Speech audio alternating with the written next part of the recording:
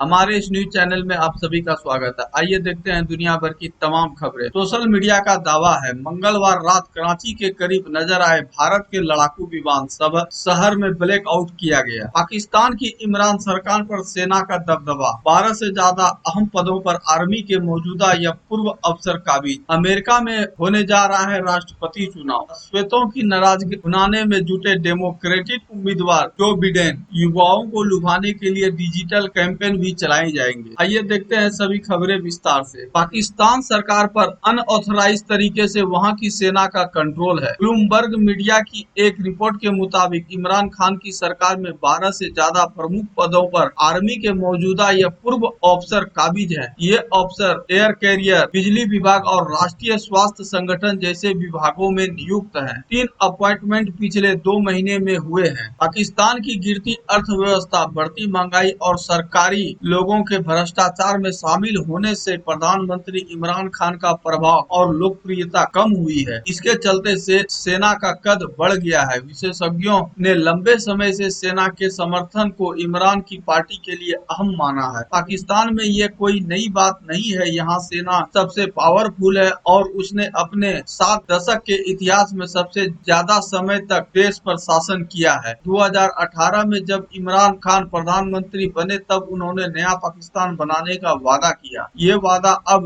उन पर भारी पड़ने लगा है। अटलांटिक काउंसिल में non resident senior fellow Uzair Younis के मुताबिक अहम पदों पर आर्मी अफसरों की नियुक्ति कर सरकार ये जता रही है कि देश में नीति बनाने और उन्हें लागू करने में आम लोगों की कोई जगह नहीं है। पाकिस्तान में इस वक्त कई आर्मी अफसरों को टीवी पर ब्रीफिंग करते देखा जा सकता है। ये अफसर महामारी रिस्पांस टीम की मदद करते देखे जा सकते हैं। रिटायर्ड लेफ्टिनेंट जनरल असीम सलीम बाजवा अब इमरान खान के कम्युनिकेशन एडवाइजर हैं। इमरान खान लंबे समय से इन आरोपों को खारिज करते रहे हैं कि 2017 के चुनाव से पहले से वे सेना के करीबी थे। हालांकि पिछले साल उन्होंने मीडिया से कहा था कि सेना उसके साथ खड़ी है। महामारी के चलते पाकिस्तान में आर्थिक संकट की स्थिति है, इस वजह से तनाव बढ़ रहा है। भारत के बाद पाकिस्तान एशिया में सबसे ज्यादा इस महामारी से संक्रमित देशों में से एक है। वहां मरीजों की संख्या अब तक 1.13 लाख पहुंच चुकी है, जबकि 2200 से ज्यादा लोगों की जाने जा चुकी। पाकिस्तान में आर्थिक विकास दर पहली बार माइनस में पहुंच गई है। वहां के सेंट्रल बैंक का मानना है कि जून के आखिर तक डीजीपी में 1.5% गिरावट आएगी। पाकिस्तान को अंतर्राष्ट्रीय मुद्रा कोष से अप्रैल में 1.4 अरब डॉलर का इमरजेंसी फंड मिला था। न्यूयॉर्क की risk advisory firm Vizier Consulting के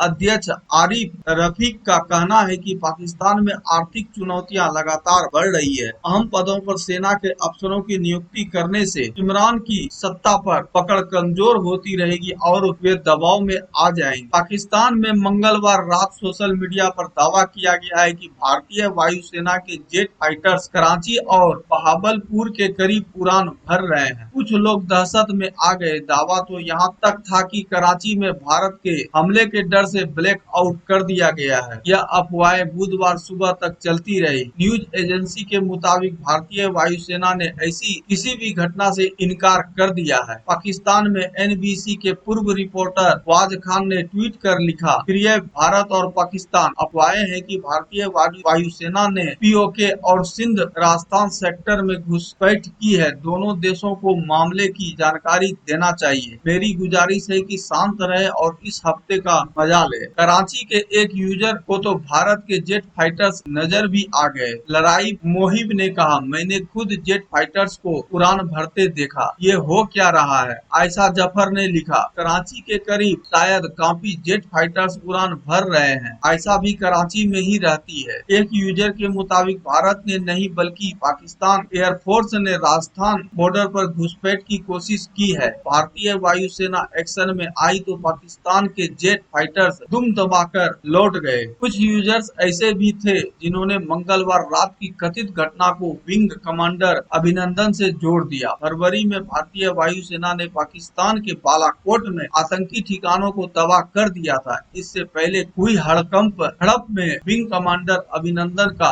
MiG-21 पाकिस्तान में क्रैश हुआ था। अभिनंदन को बंदी बना लिया गया था। बाद में पाकिस्तान उन्हें छोड़ने पर मजबूर हुआ। कराची के एक यूजर ने कहा कि पाकिस्तानी एयरफोर्स भारत को सरप्राइज दे सकता। अमेरिका में होने जा रहा है राष्ट्रपति पद का चुनाव। श्वेत नागरिक जॉर्ज फ्लॉयड की पुलिस अफसर के हाथों मौत के विरोध में अमेरिका में प्रदर्शन जारी है। इस बीच डेमोक्रेटिक पार्टी के राष्ट्रपति पद के उम्मीदवार जो बिडेन विरोध की आवाजों को अपने हक में भुनाने की कोशिश में जुट गए हैं, वे अश्वेत युवाओं को अपने पक्ष में करने के लिए $5 मिलियन खर्च करके डिजिटल प्रचार मुहिम चलाएंगे। इसके लिए विज्ञापन तैयार कर लिए गए हैं। यह अलग अलग सोशल मीडिया प्लेटफॉर्म पर दिखाकर जाएंगे। बिडेन का चुनाव प्रचार देखने वाली कमेटी ने इस मुहिम का नाम प्रोग्रेस रखा है। फिलहाल अश्वेतों के समर्थन में अमेरिका के कई शहरों में प्रदर्शन हो रहे हैं। 25 मई को जॉर्ज की मौत मिनेपोलिस शहर में हुई थी। पुलिस ऑफिसर डेरेक जॉविन ने उसके गले पर अपना घुटना करीब 9 मिनट तक रखा था। जॉर्ज सांस नहीं ले पाया और उसने कुछ देर में दम तोड़ दिया। बिडेन के विज्ञापन में प्रदर्शन की अलग अलग तस्वीरों को शामिल किया गया है। इसकी शुरुआत प्रदर्शन के दौरान फिलाडेल्फिया में दिए गए बिडेन के भाषण के साथ होती है। इसमें उन्होंने कहा था, इस देश का इतिहास हमें सिखाता है कि हमने निराशा के काले दौर के बाद कुछ काफी तरक्की की है। सिविल वार के बाद संविधान में 12वें, 14वें, 13वें और 15वें संशोधन हुए। अश्वेतों पर बर्मिंघम के पब्लिक सेफ्टी कमिश्नर कॉनर के जुल्म सामने आने के बाद सिविल राइट्स एक्ट 1964 और वोटिंग राइट्स एक्ट 1965 बनाए गए। अमेरिका में राष्ट्रपति चुनाव 3 नवंबर को होना है। महामारी के चलते वर्तमान राष्ट्रपति डोनाल्ड ट्रंप और जो बिडेन के कैंपेन पर असर पड़ा है। दोनों ही रैलियां नहीं कर पा रहे हैं। डेमोक्रेटिक पार्टी को उम्मीद के मुताबिक फंड भी नहीं मिला। ऐसे में अश्वेतों के आंदोलन से बिडेन और उनकी पार्टी को मौका मिल गया। बिडेन ने अश्वेतों को समान हक देने का समर्थन किया। वह प्रदर्शनों में शामिल भी हुए। जब ट्रंप ने प्रदर्शनकारियों को रोकने के लिए सेना उतारने की धमकी दी तो बिडेन ने इसका विरोध किया। डेमोक्रेटिक पार्टी ने बिडेन के प्रचार के लिए चुनाव खर्च भी बढ़ा दिया है।